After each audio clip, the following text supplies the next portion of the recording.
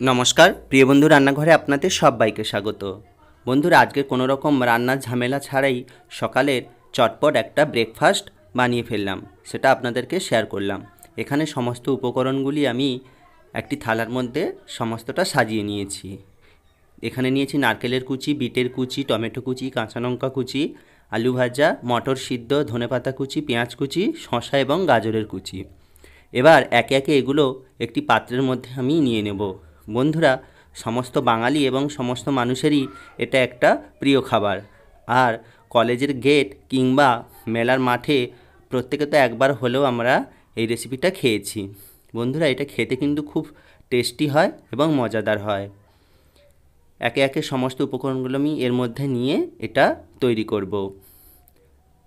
আর যাদের এই ভিডিওটা ভালো লাগছে এবং যারা আমার নতুন ভিউয়ার্স, নতুন বন্ধু, তাদেরকে আমার চ্যানেলটা সাবস্ক্রাইব করার অনুরোধ রইল। এবার এর মধ্যে দিয়ে দেব সামান্য পরিমাণ চানাচুর। বন্ধুরা, চানাচুর কিংবা ঝুরি ভাজা ছাড়া এটা কিন্তু ঠিক একটা জমে না, তাই আমি অল্প পরিমাণ চানাচুর দিয়ে দিলাম। এবার দিয়ে দিলাম 2 চামচ সরষের তেল। এখানে কিন্তু অবশ্যই বন্ধুরা সরষের তেল ব্যবহার করতে হবে। এবার দিয়ে দিলাম 1 চামচ আমচুর পাউডার এবং অল্প ধনে ও জিরের গুঁড়ো। দিয়ে দিলাম অর্ধেক পাতিলেবুর রস এবং অল্প বিট লবণ দিয়ে এটাকে ভালো করে প্রথমে একটু মিশিয়ে নেব।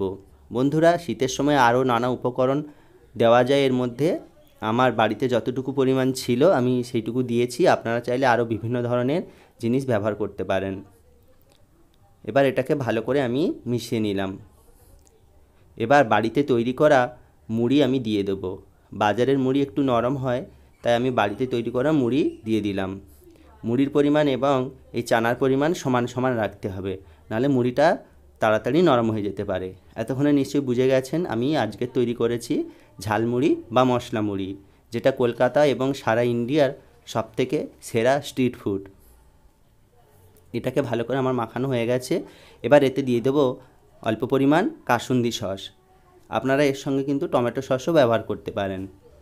দিয়ে এটাকে আরেকবার ভালো করে মাখিয়ে নিলেই প্রস্তুত আজকের আমার হোমমেড ঝালমুড়ি। বন্ধুরা দেখুন, একদম প্রস্তুত হয়ে গেছে। এবার এটাকে আমি সার্ভ করব। একটা কাগজ নিয়ে এইভাবে ঠোঙার আকৃতি তৈরি করে নিলাম, তাহলে বাড়িতে থেকেও রাস্তার সেই মজাটা পাওয়া যায়। এবার এর মধ্যে আমি মুড়িগুলো সার্ভ করে দেব। দেখুন বন্ধুরা, আমার একদম প্রস্তুত। এবার আমি মুড়িগুলো এর মধ্যে দিয়ে দিচ্ছি। একেবারেই প্রস্তুত আমার আজকের ঝালমুড়ি। আপনারাও একবার এরকমভাবে বাড়িতে বানিয়ে দেখবেন, খেতে কিন্তু খুব সুস্বাদু হয়।